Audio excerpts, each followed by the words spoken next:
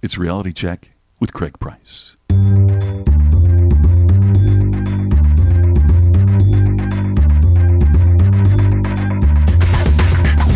I'm an idiot. 4 minutes in and I'm already wrong. I'm like a monkey. Hello, look at me. Craig, shut up. Hey, I need you guys to do these things. You're like a beautiful mind. I'm more like Forrest Gump. So it's Reality Check with Craig Price. I am still and always Craig Price. This week, Dr. Michael Nuccitelli joins me to discuss cyberbullying. And, I'm not sure if it's the media's portrayal or the amount of time they spend on the subject, but it might even be the evolution of the culture. I'm not sure, but it seems to me that bullying is so much more different than it was when I was growing up in the 80s and the early 90s. Bullying has always been around and always will be around to some degree, and because even animals will exert dominance over each other and other animals. But when I was younger, and I guess I'll put on my old man cranky pants, when I was a kid, the kind of bullying was so much more face-to-face. It was one of these things where you either got picked on verbally or you got beat up. Those were the two options. And I had kids in my neighborhood that tried to bully me, and thanks to the fact that I had a brother who was much more of a bully to me than they ever could be, I was more than prepared to take them on. And in fact, I didn't really get into a lot of fights with bullies. And when I did, I was lucky because I was able to defend myself much better than my size suggested. I was a little guy. And I was scrappy, but I was a little guy. So when the big kids in the neighborhood thought they'd give me come at me, they were usually surprised by how quickly it became either a neutral or an overpowered situation for them. Either we kind of just beat each other up to where both sides took too many losses and decided to call it quits, or they were shocked that I was actually, beating them up a little bit. But now, kids have so many things being thrown at them. I don't know how they cope because it's not really a lot of it's face-to-face. I'm not even sure how a lot of them bully. It all seems so impersonal now. So, and that could be the heart of the problem right there. Because the internet allows kids to disconnect from the act. It allows more than just kids. It allows anybody to say things that they would never say face-to-face, to join into bullying that they would never do if they were actually there. So that anonymity of the internet gives people a little more guts than they should have, and sometimes a little more of a mean streak than they actually have in real life. I could go on, but we have, why have me talk about it when I have a great expert, Dr. Michael Nuccitelli.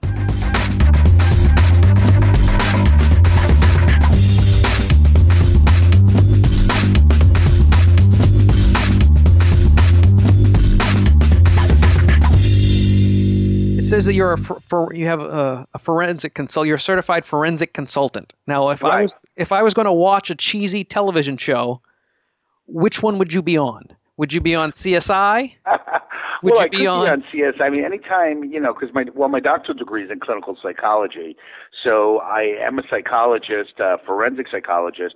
So they would bring in a forensic psychologist, not actually like a CSI right on the scene, but they could certainly consult with a forensic psychologist where the psychologist is looking at the mind of the criminal. So like Criminal Minds was my next one. So you're like Joe Montana on Criminal Minds. Not that I watch it, so I don't know, but I guess. Don't worry, I'm watching all that mind-melting, useless television. So okay. I know you're not Bones. I know you're not out there digging up bones.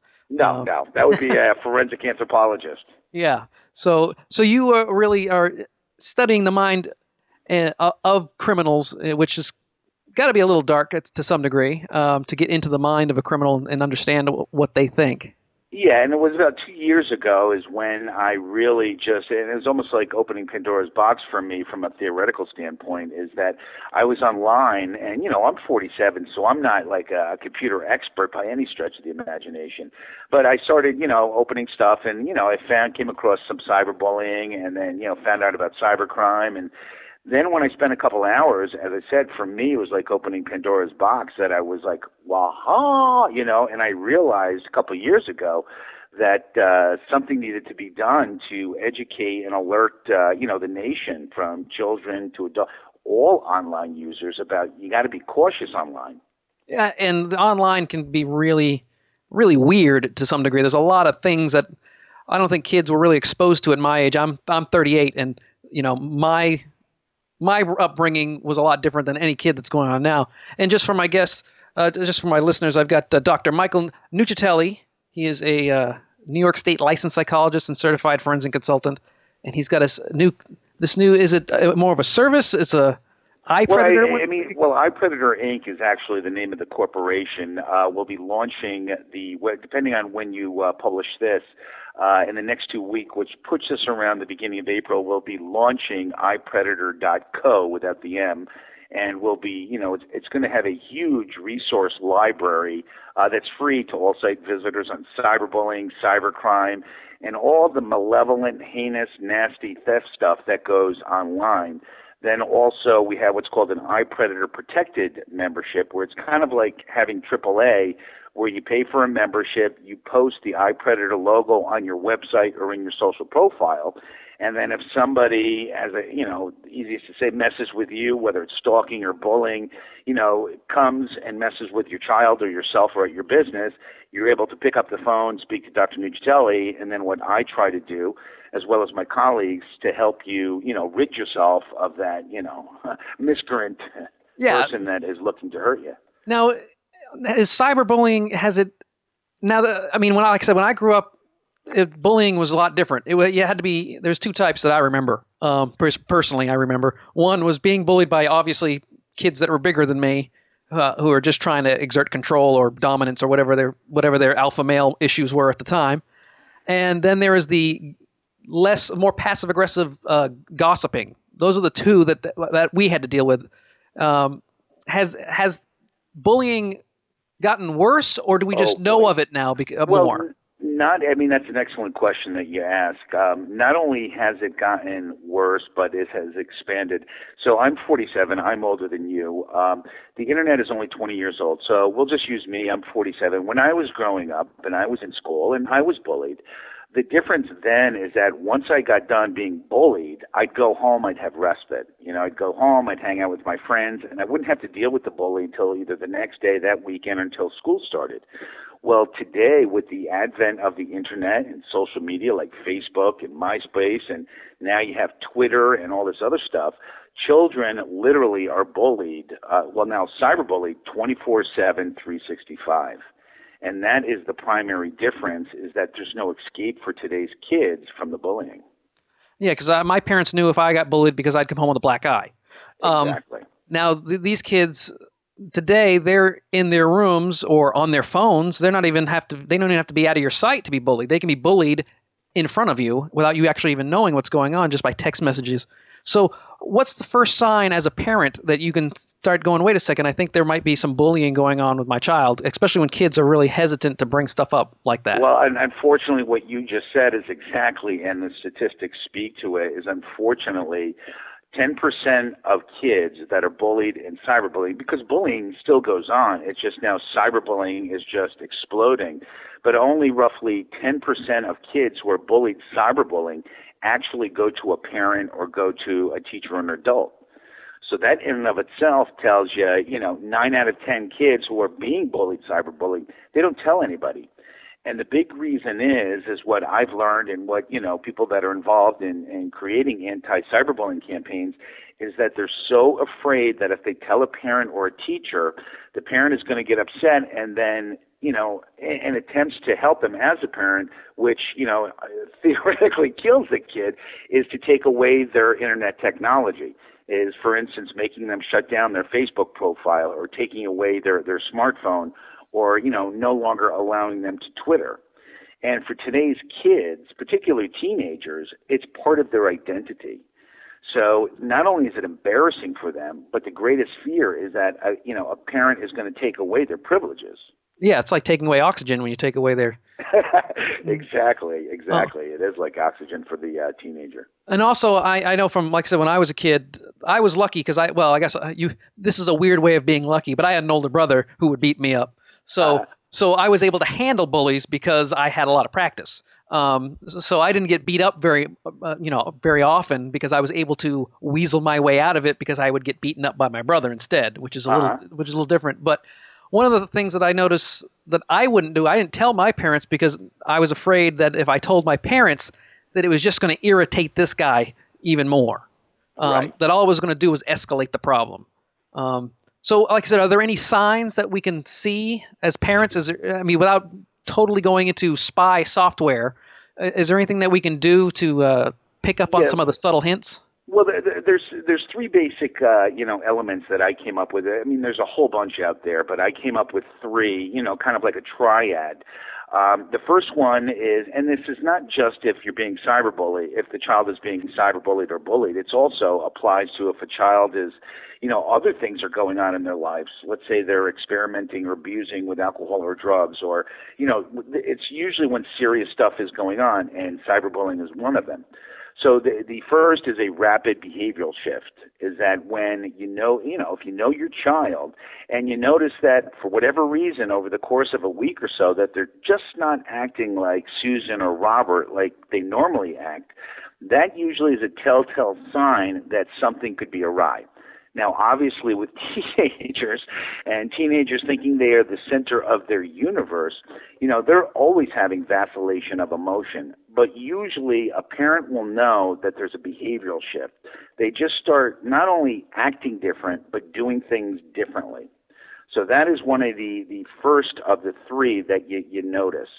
The second would be increased isolation. And this doesn't mean that private kids are isolators, because you do have kids that are shy and more introverted. But isolation means that the child is actively spending less time online, less time with friends, less time going out, not going to social events. They're truly isolating. So that would be the second factor that you look at. And then the third one is familial withdrawal, where the child is, let's say, not coming to dinner as often as usual. The child is not celebrating holidays. For example, Christmas or Hanukkah could be next week, and they couldn't care less that it's time to celebrate and have a good time. But there's definitely, you notice as a parent that the child is spending more time away from family matters. And so I think, I was going to say, I think that last one is going to be a little harder to detect, because that's pretty much just teenagers in general start to remove themselves kind of from the family. They want to be a little more independent and show that they're adults and do their own thing. Exactly, and once again, you hit the nail right on the head. But as a parent, first in your gut, that your teenager, let's say, is embarrassed to be around mom or dad, and they try to spend, as much time as possible away from their family, because, as you said, they are trying to become independent, because now all of a sudden they're adult and they can think for themselves. But surprise, goodness, I'm 14. And I'm a freshman, but the parent is still able to know, even though the teenager adolescent is striving to pull away from the parent structure, they still can tell that it's happening even more so, or at a more accelerated rate than normal. Now, I know that they've got a lot, most of the times, from what I've seen and read, that a lot of the bullying actually comes from people they know, like friends. I mean, they'll have a falling out. You know how kids are. They're best friends, and then somebody does something or somebody says something, and now they hate each other. And so a lot of the bullying is from people they know directly. But I heard this story I think it was in Missouri, about a mother who helped facilitate the bullying of this poor girl, who I guess ended up killing herself, which is awful. I mean, they're pushing these kids who are.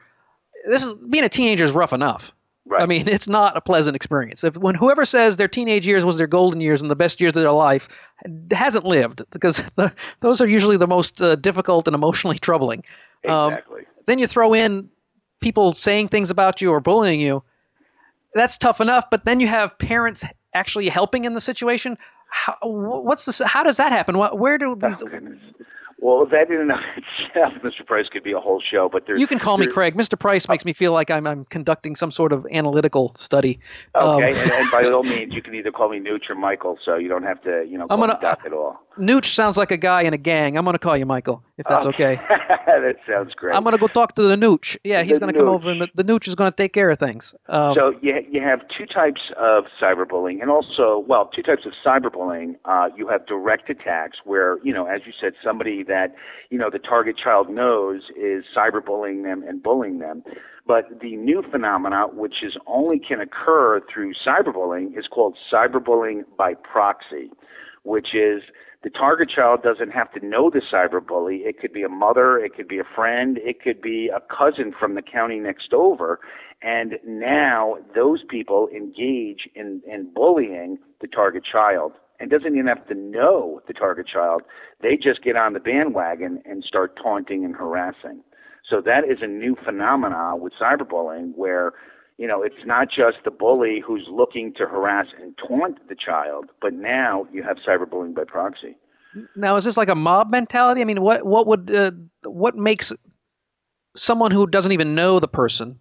Well, let's say, you're Bob Smith, okay, and you're a sophomore, and, I know you from the freshman football team, and you're really cool.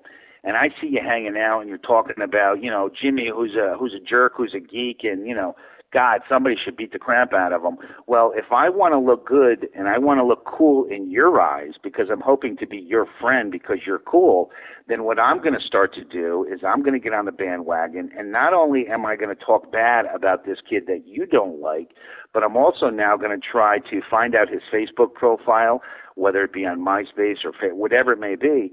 And by doing that, I'm hoping to ingratiate you so that you'll like me. And by doing that, this is where cyberbullying by proxy begins. It's just violent brown nosing. Oh goodness! I hope if I use that, yes, I'll attribute you. Oh no, you go right ahead. Anything I say, I don't speak on cyberbullying, and I hope I never get in a situation where I become an expert on cyberbullying because right. I'm glad there are people like you out there doing all the heavy lifting. But yeah, if go ahead, violent brown nosing. That is yours for free, just for being on the podcast. And unfortunately, it's just that, and I understand that, we're in an economic crisis, the nation as a whole, we have a lot of problems, you have divorce rates, you have family conflict, you have on and on and on and on. I understand that, but unfortunately, parents are not taking the time to understand about the internet and the dangers. And, I don't know how many times I've done interviews with media where people would call in and say, well, Dr. Nuccitelli, what do you want them to do, turn off the internet? And my retort to that always is not at all, because I love the internet. I love cyberspace. I love digital technology. What I'm asking is for parents, the school system, and for kids just to become aware and to learn that there's cyberbullies out there and there's people out there that will hurt you. And it's just learning to be aware. And for parents, you don't have to have a PhD in computer technology. It's just making an effort. So where it's just like you talk to your kid, a couple of times a week. So how's your school day? It's also just okay. It's like, well, you're online. How's Facebook going? Or, if they go to a particular it's just making an effort to show that you care about that. Now, so we make the effort because I don't have kids pretty much for just this reason. There's just so many weirdos and crazies out there that, you can be the best parent in the world. And then at some point you have to let them go to school. Exactly. And then all the bad parenting of all the other kids is now raining down on your child.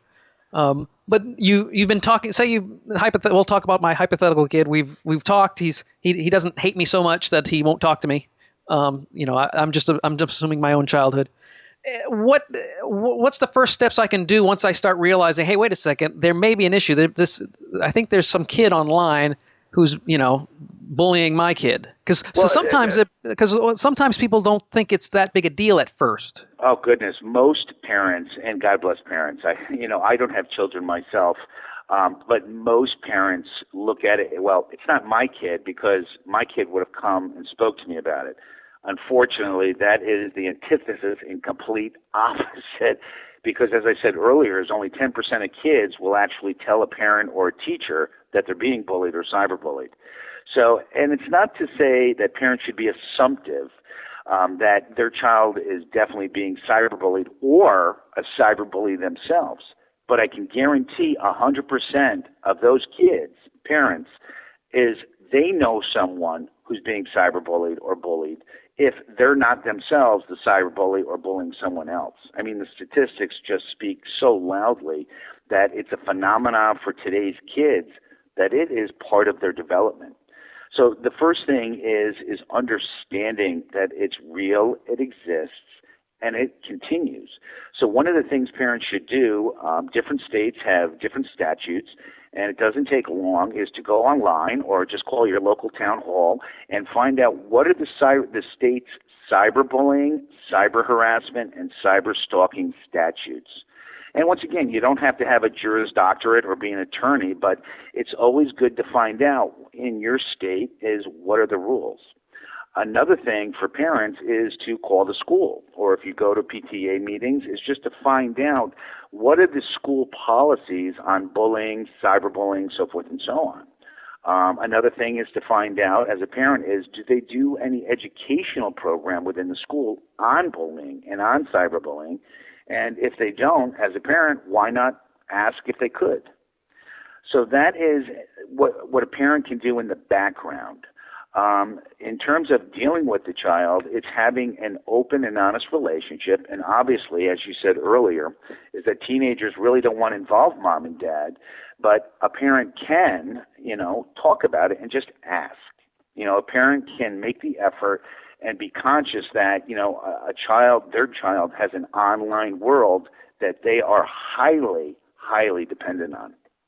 Now, one of the things that, again, I get most of my information from the news, which is never good, because the Today Show pretty much devotes 7:35 to the daily tragedy, and often cyberbullying is one of them.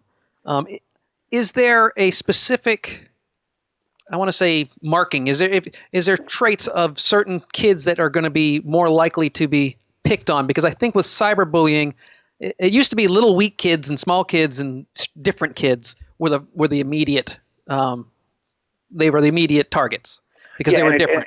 And that still applies. I mean, what they found today with the statistics, they're finding out, unfortunately, females are cyberbullied the most, and females also are now surpassing males as actually the initiators of cyberbullying. It's also called cyber drama.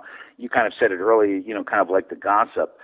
So, what's happening is that just like it used to be, physical attributes, if a child is overweight or underweight or too many freckles, gender, race, their sexual orientation, anything that places the child outside of the popular peer group makes them a potential target. And again, they can also be just something as simple as, miscommunication or the way they are perceived among the group, because I see all these kids that they talk about and they seem like normal kids that are being bullied. And it seems like there are normal kids bullying normal kids. And once again, you're exactly correct. You actually sound like you know quite a bit about cyberbullying. Well, I mean, I'm smart enough to watch enough stuff if you were to sit me down and grill me, I'm not that great, but I know a little bit about a lot of stuff. So, which is why I love to have such a wide variety of people come on the show, because there's some things that I know about, but I'd like to learn more about. So I appreciate that, but I'm really an idiot. Don't worry about it. Well, one of the things that, we haven't been able to prove it yet, is that, because the internet is only 20 years old, but, you've got a lot of people out there with postulations. And the one that I really, find that's really applicable is they say for teenagers, it's called the virtual reality continuum. And what they're saying is for, children anywhere from 11 on through 17, is that for them, because they identify so greatly with Facebook, social media, cyberspace, Twittering, all of that, is that for them, and it's developmental and maturational, is that they can't divorce reality from virtual reality. So for someone like a kid that's, let's say, a 12 or 13-year-old, when they see something posted or said about them in a chat room, or let's say posted in MySpace, if it's something bad about them, they take it to heart. And they take it very seriously, where, if you told the same kid the same thing to their face, it's going to hurt their feelings. But for whatever reason, what they read and hear about themselves online is far worse than if you tell them to their face. Oh, absolutely. Because I deal with a lot of I speak a lot on negativity, and I know that our brains are built to accept negative statements much easier than positive statements. It's just the way our brains work, that negativity bias we have. So if anybody says anything, we're going to believe the negative statement more quickly than the positive statement.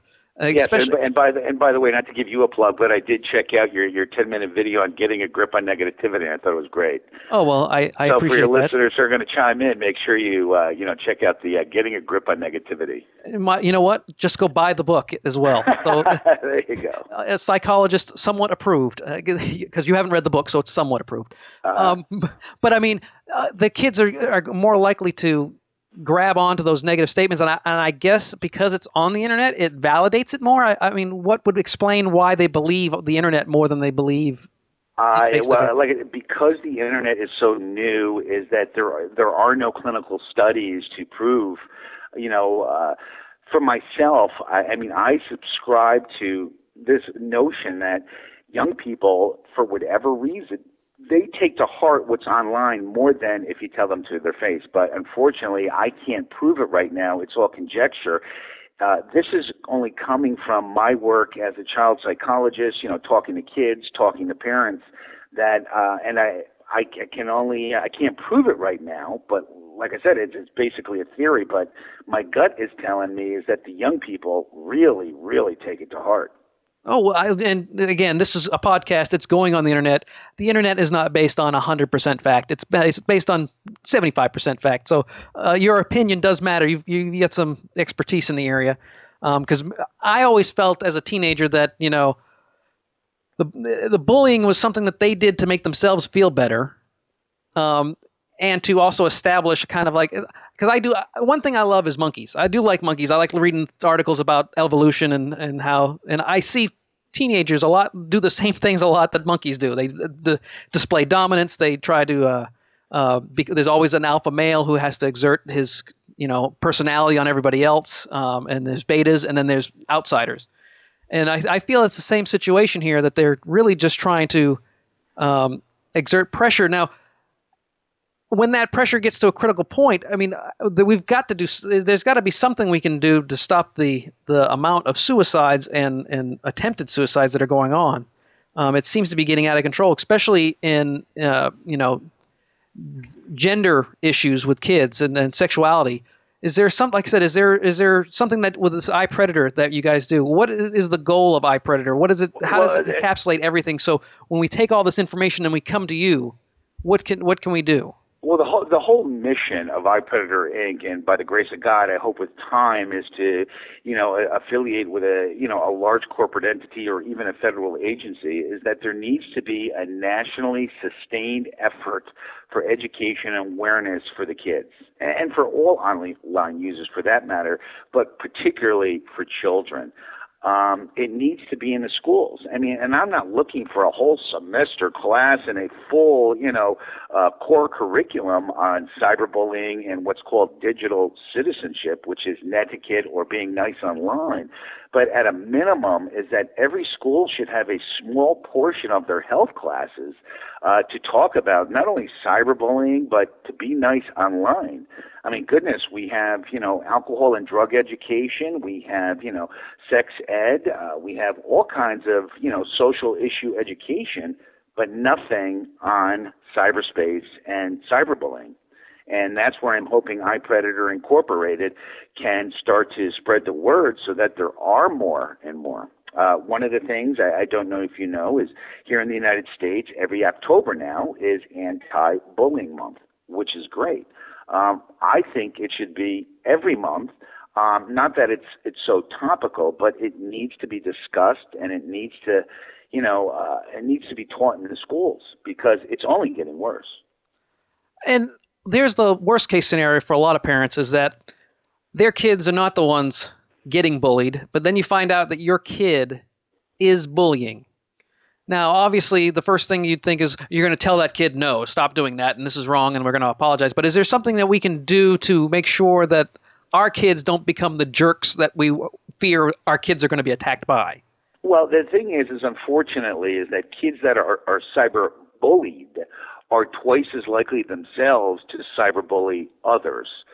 So it's basically both the cyberbully victim, the cyberbully aggressor, both of them share pretty much very similar characteristics where you had mentioned, the aggressor cyberbully is looking for peer acceptance. They want to be seen as cool. They want to be part of, they want that pretty freshman girl to go to the prom. So they think by, targeting another child or making fun of them, they feel cool and they feel somehow that's going to exude their, they're either their masculinity or their attractiveness if they're a female.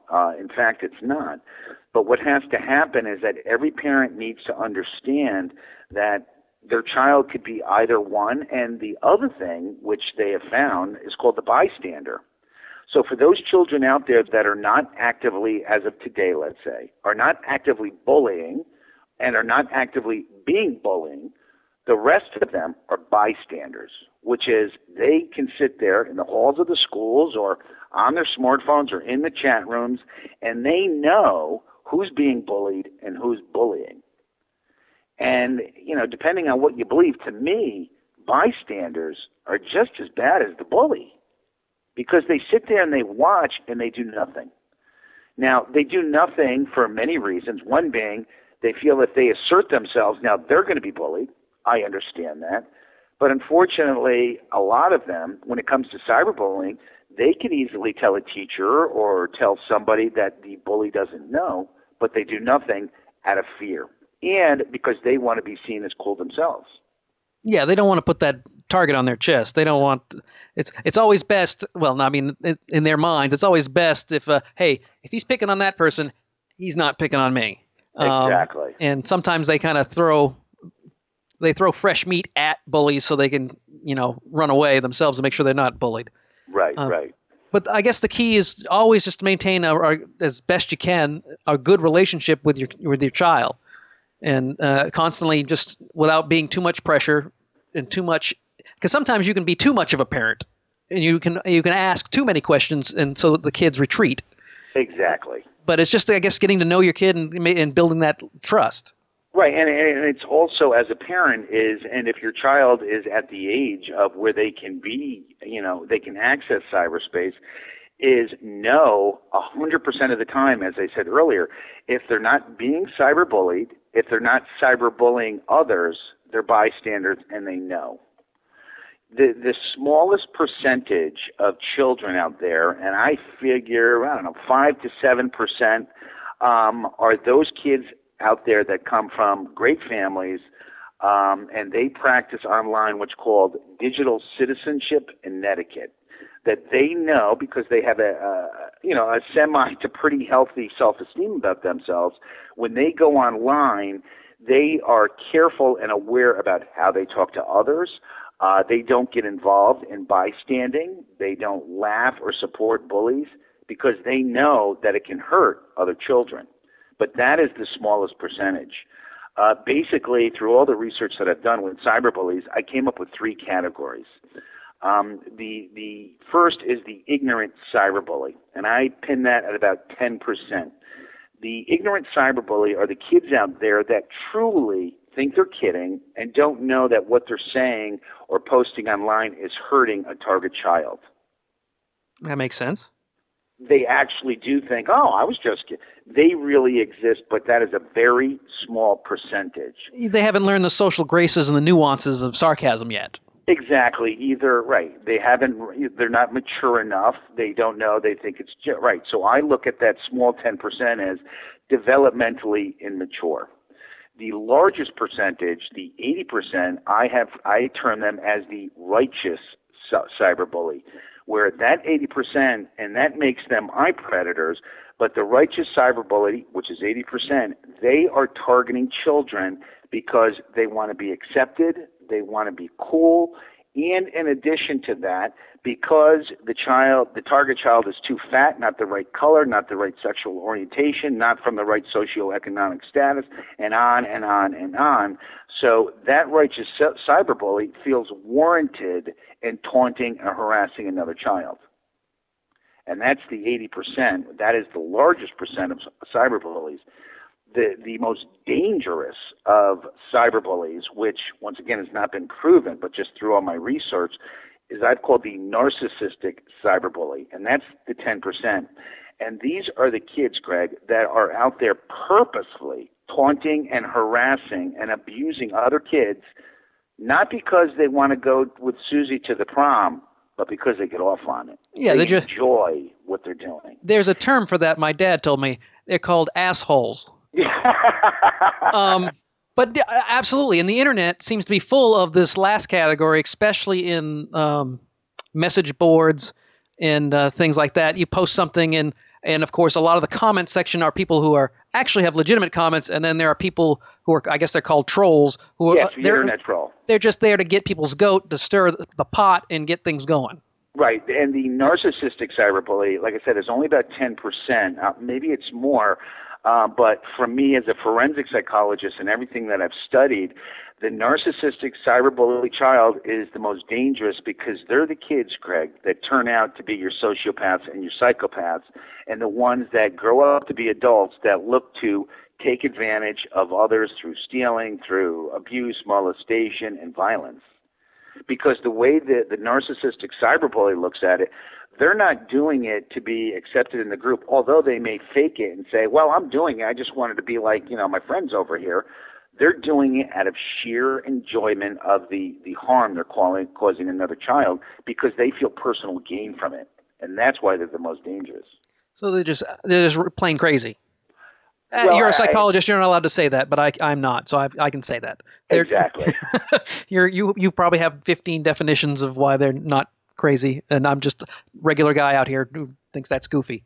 But before we go, I just wanted to let people know that starting in April of 2012, iPredator.co, right, it comes online, and you're offering free online risk assessments and membership. Well, the online risk assessments, no, because they took me about 8 months to develop. The membership's not free, but there's offering online risk assessments and right, we have the iPredator Protected membership, and then also, which is free to the public, and is going to be the resource library that I've worked on for 2 years that has everything from videos, everything for parents, for kids, for, students in college that are working on papers. They'll be able to go there and access everything on iPredator. And you also cover a lot more things like cyber stalking and cyber crimes and identity theft. So I don't want people to think that you pretty much do a lot of everything that's on the internet as far as bad things, warfare, terrorism, all kinds of stuff. And that is what iPredator, the theoretical construct that I developed, and thank God this past December, the American College of Forensic Examiners took iPredator and made it the cover journal story for their winter issue, which went out to 15,000 members. And but that's what it is. iPredator is a global concept of anybody, Craig, that goes on, no matter how old you are, anybody who goes online, no matter if it's a smartphone or a desktop, it's anybody who goes online who's looking to hurt, steal, molest, abuse, or victimize other online users. Well, again, my guest was Dr. Michael Nuccitelli, Nooch, as we like to say. I really appreciate you taking time out of your busy day to come and talk about this. I think this is one of the most relevant topics we've had on the show, and I certainly appreciate your time. Oh, thank you, Craig.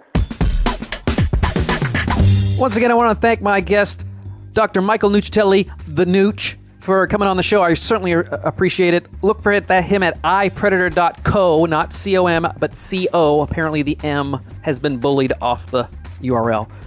Again, you can find us on Facebook, on Twitter.